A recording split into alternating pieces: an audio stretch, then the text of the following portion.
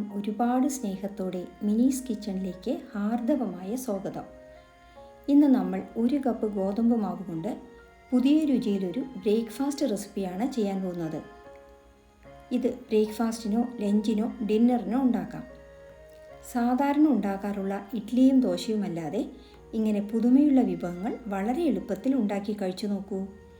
ഇതിന് പ്രത്യേക കറിയൊന്നും തന്നെ ആവശ്യമില്ല. വീഡിയോയിലേക്ക് പോകുന്നതിന് മുമ്പ് നിങ്ങൾ ആദ്യമായിട്ടാണ് നമ്മുടെ ചാനൽ കാണുന്നതെങ്കിൽ ഒന്ന് സബ്സ്ക്രൈബ് ചെയ്ത് താഴെ കാണുന്ന ബെൽ ബട്ടൺ കൂടി ഇനേബിൾ ചെയ്യണേ. എന്നാലേ നമ്മളിടുന്ന വീഡിയോസിൻ്റെ തുടർ നോട്ടിഫിക്കേഷൻ നിങ്ങൾക്കുടനെ ലഭിക്കുകയുള്ളൂ. ഗോതമ്പ് മാവും സവാളയും ചേർത്തുള്ള ഈ ബ്രേക്ക്ഫാസ്റ്റ് റെസിപ്പി ഉണ്ടാക്കുന്നത് എങ്ങനെയെന്ന് നോക്കാം. ഇതിന് ആദ്യം 1 കപ്പ് ഗോതമ്പ് മാവ് ഒരു ബൗളിലേക്ക് ഇട്ട് കൊടുക്കാം. 1/4 സ്പൂൺ ഉപ്പും 1 സ്പൂൺ എണ്ണയും ചേർത്ത് മിക്സ് ചെയ്യുക.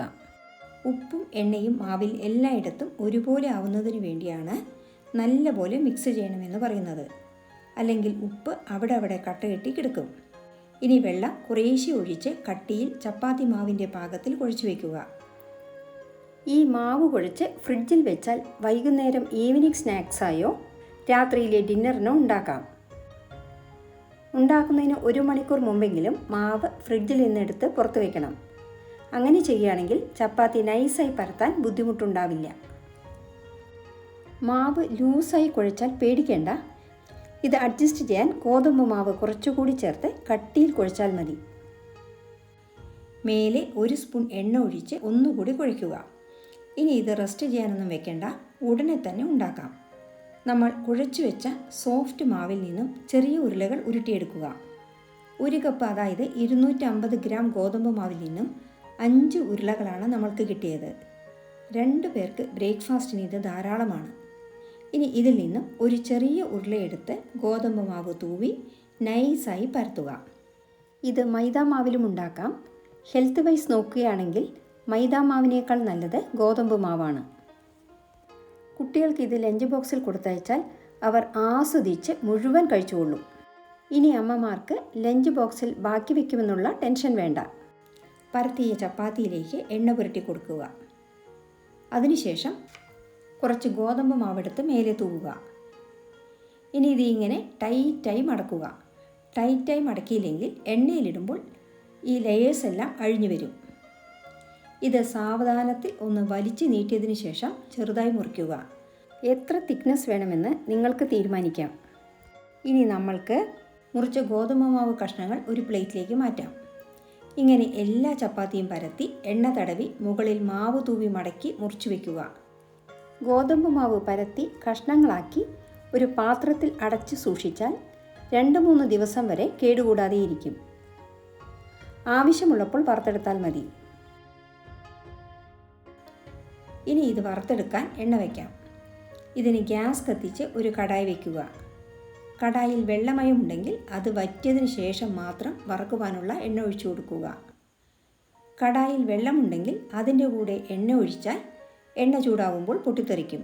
ഈ ടിപ്പ് നിങ്ങൾക്കറിയാമെന്നറിയാം, എന്നാലും ബിഗിനേഴ്സിന് വേണ്ടിയാണ് ഇത് പറയുന്നത്.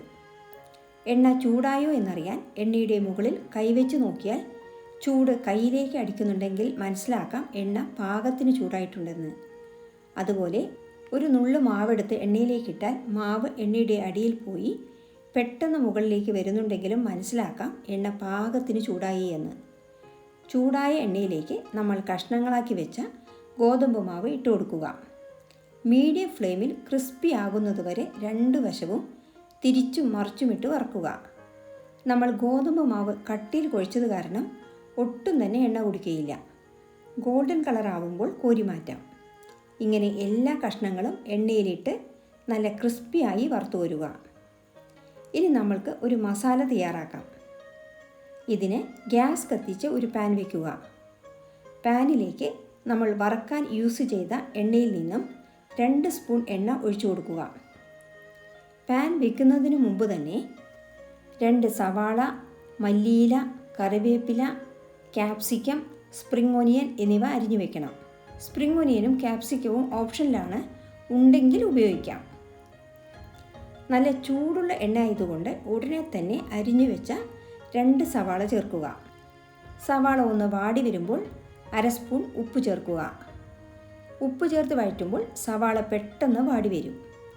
ഇനി ഇതിലേക്ക് 1 സ്പൂൺ ഇഞ്ചി വെളുത്തുള്ളി പേസ്റ്റ് ചേർത്ത് പച്ചമണം മാറുന്നതുവരെ 1 മിനിറ്റ് വഴറ്റുക. ഇനി നമ്മൾക്ക് അരിഞ്ഞു വെച്ച ക്യാപ്സിക്കവും സ്പ്രിംഗ് ഓനിയനും കറിവേപ്പിലയും മല്ലിയിലയും ഇട്ട് കൊടുക്കാം. നന്നായി വഴറ്റി യോജിപ്പിക്കുക. നമ്മുടെ ചെറിയ ഉള്ളി മുളച്ചതിനെയാണ് സ്പ്രിംഗ് ഓനിയൻ എന്ന് പറയുന്നത്. ഇനി ഇതിലേക്ക് 2 തക്കാളി ചെറുതായി മുറിച്ചത് ചേർത്ത് കൊടുക്കാം. ഇത് സിമ്മിൽ ഇളക്കി തക്കാളി ഉടയുന്നതുവരെ വഴറ്റുക. നമ്മൾ വറുത്ത് വെച്ച ഗോതമ്പ് പൊറോട്ട കൈകൊണ്ടൊന്ന് ഉടച്ചു കൊടുക്കുക. ഇങ്ങനെ ചെയ്താൽ പൊറോട്ട മസാലയുമായി മിക്സ് ആവാൻ എളുപ്പമാണ്.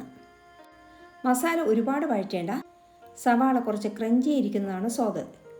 ഇനി ഗ്യാസ് സിമ്മിൽ വെച്ച് മസാലപ്പൊടികൾ ഓരോന്നായി ചേർത്ത് കൊടുക്കാം. 1/4 സ്പൂൺ മഞ്ഞൾപ്പൊടി, 1 സ്പൂൺ കാശ്മീരി മുളക് പൊടി. കാശ്മീരി മുളക് പൊടി ചേർക്കുകയാണെങ്കിൽ ഡിഷിന് നല്ല കളർ കിട്ടും, എരിവ് കുറവാണ് താനും. ഇനി നിങ്ങൾ സാദാ മുളക് പൊടിയാണ് യൂസ് ചെയ്യുന്നതെങ്കിൽ ഇതിൻ്റെ പകുതി, അതായത് 1/2 സ്പൂൺ ചേർത്താൽ മതി. 1 സ്പൂൺ മല്ലിപ്പൊടി, 1/4 സ്പൂൺ ഗരം മസാല എന്നിവ കൂടി ചേർത്ത് വഴറ്റുക. ഗ്യാസ് സിമ്മിൽ വെച്ച് മസാലയുടെ പച്ചമണം മാറുന്നത് വരെ വഴറ്റുക. ഇനി നമ്മൾക്ക് വറുത്ത് വെച്ച പൊറോട്ട ഇട്ട് യോജിപ്പിക്കാം. മസാല പൊറോട്ടയിൽ പൊതിഞ്ഞിരിക്കത്തക്കവണ്ണം മിക്സ് ചെയ്യുക. ഇനി ഇത് മാഷറോ കരണ്ടിയോ കൊണ്ട് ഒന്ന് ഉടച്ചു കൊടുക്കാം. നമ്മുടെ സ്വാദിഷ്ടമായ ചില്ലി ഗോതമ്പ് പൊറോട്ട തയ്യാർ. ഇനി ഇതൊരു സെർവിങ് ബോളിലേക്ക് മാറ്റാം. കുറച്ച് സവാളയും മല്ലിയിലയും വിതറുക.